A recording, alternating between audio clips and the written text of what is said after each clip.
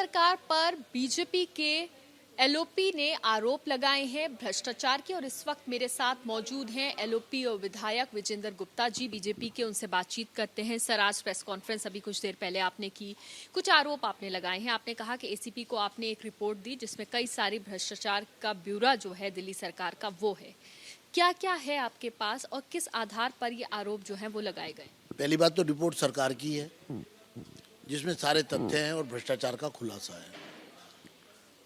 हमने उस रिपोर्ट को आधार बनाकर एसीबी में फर्जीवाड़े की भ्रष्टाचार की कंप्लेंट की है, जिसका संज्ञान एसीबी ने लिया है। और सवाल तो ये है कि दिल्ली में अस्पताल बनाने के नाम पर, निर्माण के नाम पर जो भारी भ्रष्टाचार हुआ है, एलएनजेपी अस्पताल 465 करोड़ का टेंडर हुआ, 30 महीने में वो नया ब्लॉक बन के तैयार होना था। लगभग 4 साल होने वाले हैं और कीमत पहुंच गई 1200 करोड़ के पार। ऐसे कैसे हो सकता है कि जब आपने 465 करोड़ रुपए में टेंडर दिया है तो कीमत 1200 करोड़ है? ये तो रिकॉर्ड पर आ गई है। 1135 करोड़ रुपया तो 23 नवंबर 2023 में उसके तथ्य हैं, और उसके बाद अब 1 साल और हो गया तो और कीमत कितनी और बढ़ गई। जो काम 30 महीने में पूरा होना था वो आप जाकर देखिए एलएनजेपी में क्या हालत है। उजाड़ हो गया है, वो खंडर बन गया है, अधूरा पड़ा है। 6 महीने से वहाँ कोई काम नहीं हो रहा। मोहल्ला क्लिनिक्स को लेकर भी आपने अभी प्रेस कॉन्फ्रेंस में कुछ जिक्र किया था। क्या कुछ चीजें हैं मोहल्ला क्लिनिक को लेकर? नकली दवाई मोहल्ला क्लिनिक को लेकर आपने कई आरोप जो है वो लगाए। लेबोरेटरी टेस्ट जो हो रहे हैं उसमें बड़ा भारी फर्जीवाड़ा हो रहा है। एक तरफ भारत की सरकार ने पीएम अभीम योजना के अंतर्गत 2500 करोड़ रुपया दिल्ली की सरकार को दिल्ली में लेबोरेटरी सेटअप करने के लिए दिया, जो इनके पास आ चुका है, लेकिन उस पर कार्रवाई करने को तैयार नहीं है। बजाय इसके इन्होंने लैब टेस्ट जो है वो आउटसोर्स कर दिए, प्राइवेट लोगों को दे दिए, और उसमें जो टेस्ट हो रहे हैं, मरीज एक है, टेस्ट 5 लोगों का हो रहा है। फर्जीवाड़ा हो रहा है। 100 करोड़ रुपया तो देनदारी है अभी सरकार की, अभी और कितना देनदारी कर चुके हैं, और उसमें 50% से ज़्यादा फर्जीवाड़ा है। फिर उसके बाद भारत सरकार की योजनाओं को लगातार रोकना, जो फ्री ऑफ कॉस्ट दिल्ली को मिल सकती है, जैसे कि इंफॉर्मेशन सिस्टम है, उस पर 250 करोड़ रुपए का ये वर्क ऑर्डर करते हैं। फिर वो केस में डिस्प्यूट हो जाता है और वो हॉस्पिटल इंफॉर्मेशन सिस्टम लागू नहीं होता, जबकि भारत सरकार फ्री ऑफ कॉस्ट सिस्टम दे रही है, iCloud storage free of cost दे रही है। उसके बाद भी उसे लागू नहीं किया जा रहा, क्योंकि हर चीज़ में कहीं ना कहीं 7 आईसीयू हॉस्पिटल बनाने थे। चाचा नेहरू हॉस्पिटल में 4000 से ज़्यादा बच्चे 4 साल में मर जाते हैं।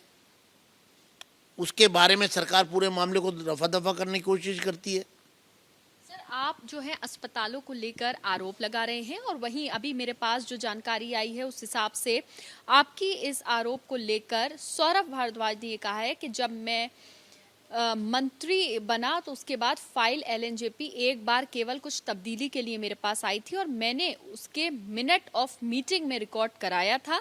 जो टेंडर है उसे वैसे ही रहने दो, मैंने उस फाइल पर कभी कुछ लिखा ही नहीं। विजेंद्र गुप्ता या उनकी एसीबी आएगी तो मैं उन्हें दिखा दूंगा। ना मैंने टेंडर किया, ना ही उसमें कोई बदलाव किया। जिन अधिकारियों ने किया उन्हें विजेंद्र गुप्ता फांसी पर लटका दें। ये शब्द सौरभ भारद्वाज ने आपके इन आरोपों पर अभी कुछ देर पहले प्रेस कॉन्फ्रेंस करके कहे हैं। क्या कहेंगे सर? चोर की दाढ़ी में तिनका। कंप्लेंट तो स्वास्थ्य मंत्री, चाहे वो सत्येंद्र जैन हो, चाहे वो सौरभ भारद्वाज हो, सबके खिलाफ है। गोलमाल तो सबने मिलके किया है ना। भ्रष्टाचार का तो मामला सबके खिलाफ बनता है ना। प्रश्न तो ये है कि ये जो सरकारी पैसे की लूट हुई है, जो बर्बाद हुआ है, जो एलएनजेपी जो बनना था वो कब पूरा होगा? उसमें जो पेमेंट जितने में आपने वर्क ऑर्डर किया था उससे 3 गुना पेमेंट, 3 गुना की कीमत कैसे हो गई? और अस्पताल भी नहीं बना। तो सौरभ भारद्वाज जी तो बेचारे ऐसा लग रहा है कि बौखला गए हैं। अभी तो एसीबी में कंप्लेंट गई है, अभी तो कानून का शिकंजा जब पहुंचेगा तो सारी बातें स्पष्ट हो जाएगी। एक और सवाल सर कि आज आम आदमी पार्टी के विधायक अमानतुल्लाह खां के घर फिर ईडी जो है वो पहुंची है और सुबह से 2 घंटे तक ईडी की जो टीम है वो उनके घर के नीचे इंतजार करती रही। और एक वीडियो जो सामने आया उस हिसाब से अमानतुल्लाह कह रहे हैं, बार बार उसमें कहते हुए दिख रहे हैं कि आप मुझे गिरफ्तार करेंगे तो जो मेरी सास बीमार है उनकी जिम्मेदारी क्या आप लोग लेंगे? ईडी के अधिकारियों से उन्होंने ये बात करी। तो ये जो पूरा आज हो रहा है, चल रहा है ईडी की वहाँ पूछताछ अमानतुल्लाह खां से उनके घर पर, इस पर आप क्या कहेंगे, किस तरह से देख रहे हैं? वो बार बार अपनी गिरफ्तारी की बात भी कर रहे हैं और उनके भाई ने भी गिरफ्तारी वाला शब्द जो है वो इस्तेमाल। देखिए, दिल्ली वक्फ बोर्ड दिल्ली के मुसलमानों की प्रॉपर्टी है, दिल्ली के मुसलमानों का अधिकार क्षेत्र है और उसमें अमानतुल्लाह ने लूट की है, भ्रष्टाचार किया है। और ये शिकायत दिल्ली वक्फ बोर्ड के सदस्यों ने की है जो मुसलमान हैं। 7 में से 4 सदस्यों ने इनको चेयरमैन के पद से हटाया। ये भागे हुए घूम रहे हैं। इन्होंने पिछले कई साल से दिल्ली वक्फ बोर्ड की मीटिंग नहीं होने दी है, नया चेयरमैन नहीं बनने दिया है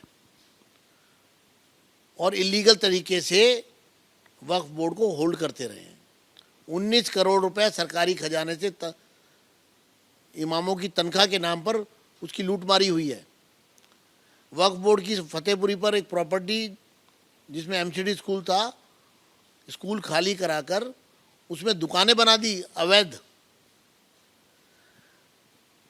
अमानतुल्लाह खान एक आम गरीब मुसलमान का हक खा रहे हैं, उनके अधिकार में भ्रष्टाचार कर रहे हैं।